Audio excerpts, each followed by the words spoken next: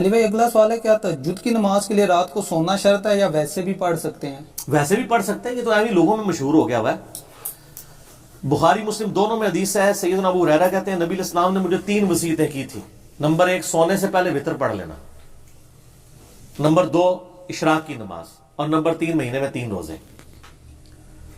تو ویسے افضل یہ ہے کہ وتر آخری پیر پڑے جائیں، چونکہ بخاری مسلم میں آتا ہے نبی علیہ السلام آخری پیر میں اٹھ کے وتر پڑھتے تھے۔ البتہ ترمذی میں آتا ہے کہ بعض اوقات آپ عشاء کے ساتھ پڑھ لیتے تھے، بعض اوقات آخری، یعنی دین میں آسانی ہے۔ وتر پہ میرا ڈیٹیل لیکچر ہے، مسئلہ 130، اس میں میں نے اس ایشو کو ایڈریس کیا ہے۔ تہجد یا رات کی نماز کے لیے سونا کوئی شرط نہیں ہے۔ صحیح مسلم میں 1724 حدیث ہے انٹرنیشنل نمبر کے مطابق کہ نبی صلی اللہ علیہ وآلہ وسلم وتر کے بعد 2 نفل بیٹھ کے ہمیشہ پڑھا کرتے تھے، اور یہ بیٹھ کے پڑھنا آپ کی خصوصیت ہے، کیونکہ مسلم شریف میں حدیث ہے کہ جو کھڑے ہو کے پڑھتا ہے نماز اس کو پورا ثواب ملتا ہے، بیٹھ کے آدھا۔ اور نبی علیہ السلام ایک دفعہ بیٹھ کے نفل پڑھ رہے تھے، مسلم شریف کے الفاظ ہیں، ایک صحابی آئے حضور کے ماتھے پہ ہاتھ رکھا، کہا یا رسول اللہ طبیعت ٹھیک ہے؟ کہا ٹھیک ہوں۔ کہا یا رسول اللہ آپ نے تو کہا بیٹھ کے آدھا ثواب ملتا ہے، آپ فرمایا مجھے اللہ تعالیٰ بیٹھ کے بھی پورا ہی دیتا ہے، یہ تمہارے لیے ہے، ٹھیک ہو گیا؟ تو یہ مسلم شریف میں حدیث ہے، یہ ساری کٹھی حدیث ہے 1724 آنورڈ آپ دیکھ لیں۔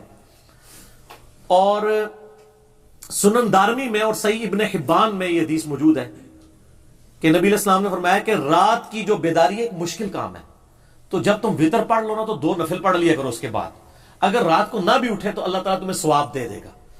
تو میں اس میں تہجد یعنی یہ تہجد کا افضل ثواب، ویسے تو تہجد کی نماز، وتر کی نماز، تراویح یہ ایک ہی ہے، یعنی رات کے آخری پیر میں اٹھ کے پڑھنے والا ثواب مل جائے گا۔ اور مسند احمد میں یہ حدیث موجود ہے کہ نبی صلی اللہ علیہ وآلہ وسلم یہ جو 2 رکعتیں پڑھتے تھے نا، اس کی پہلی رکعت میں پڑھتے تھے اذا زلزلت الارض زلزالہا، جو وتروں کے بعد والے 2 نفل تھے، اور دوسری رکعت میں قل یا ایھا الکافرون، ٹھیک ہو گیا؟ تو الحمدللہ ہماری کوشش ہوتی ہے کہ اس کا اہتمام کیا جائے تاکہ رات کے آخری پیر اگر نہ بھی اٹھ سکے تو یہ آٹومیٹکلی آپ کو آخری پیر اٹھنے والا ثواب مل جائے گا۔ تو تہجد کے لیے سونا کوئی شرط نہیں ہے، علماء نے شرط بنا دی ہوئی ہے، حالانکہ نبی صلی اللہ علیہ وآلہ وسلم نے ایسی کوئی چیز مشروع نہیں فرمائی ہے۔ پھر اس کا انہوں نے طریقہ بھی بتایا ہوا نا، وہ کہتے ہیں سونا شرط ہے، یہ فقہ حنفی میں باقاعدہ ہیلا لکھا ہوا ہے کہ آپ کوئی نہیں اٹھ سکتا تو یہ کرے کہ جب اس کو اگر سخت نیند آئی ہوئی ہے نا تو وتر پڑھنے کے بعد نا تھوڑی دیر وہیں بیٹھے ہوئے نا ایسے ایک جھٹکا لے لے، تو اس کے بعد اٹھ کے نفل پڑھ لے، اس کو تہجد کا ثواب مل جائے گا۔ سر جھٹکا لیے بغیر بھی پڑھے تو ثواب ملے گا، بلکہ آپ علیہ السلام کی روٹین تھی۔ صحیح مسلم 1724 انٹرنیشنل نمبر کے مطابق، اس میں اور کئی تفاصیل ہیں، مسئلہ 130 ہے میرا نماز وتر کے اوپر 2 گھنٹے کا، وہ آپ دیکھ لیں، ٹھیک ہے؟ صحیح ہو۔ علی بھائی اگلا سوال ہے، اشراق کی نماز کے لیے فجر کی نماز باجماعت پڑھنا ضروری ہے؟ نہیں یار، وہ نفلی نماز ہے، اس کے لیے فجر کی بات یہ اصل میں وہ پوچھ رہے ہوں گے کہ وہ فجر کی نماز کوئی پڑھے پھر اتنی دیر مسجد میں بیٹھا رہے، پھر اشراق کے 2 نفل، ایک حج ایک عمرے کا ثواب ہے۔ یہ روایت ضعیف ہے۔ صحیح روایت صحیح مسلم میں ہے کہ نبی علیہ السلام فجر سے اشراق تک مسجد میں بیٹھا کرتے تھے۔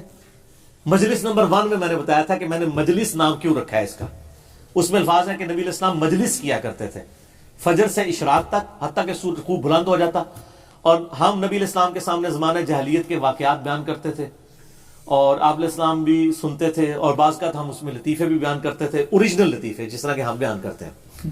تو نبی علیہ السلام ان باتوں کو یاد کر کے آپ بھی مسکرایا کرتے تھے۔ تو اس کے لیے کوئی شرط نہیں، یہ بھی کہتے ہیں وہ فجر کی سنتے رہ جائیں، اتنی دیر بیٹھے رہیں، نہیں، گھر جا کے پڑھ لیں میرے بھائی، فوراً بعد بھی پڑھ سکتے ہیں۔ صحیح ابن خزیمہ میں، ابن حبان میں حدیث موجود ہے، ترمذی میں بھی ہے لیکن وہ روایت کمزور ہے۔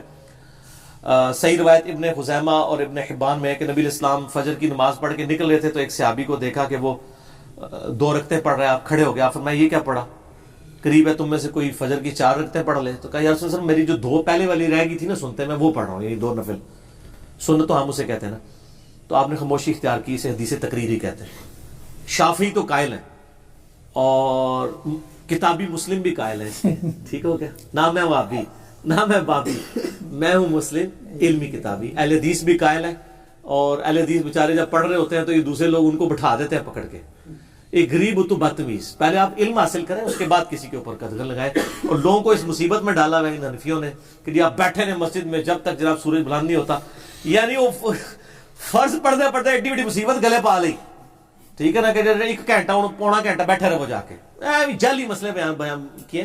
آپ گھر بھی جا کے پڑھ سکتے ہیں، بلکہ مسلم شریف کے الفاظ ہیں کہ مرد کی فرض کے بعد سب سے افضل نماز وہ ہے جو گھر میں نفلی نماز پڑھتا ہے، اور نفلی نمازوں میں سب سے افضل نماز تہجد کی نماز. ٹھیک ہو گیا؟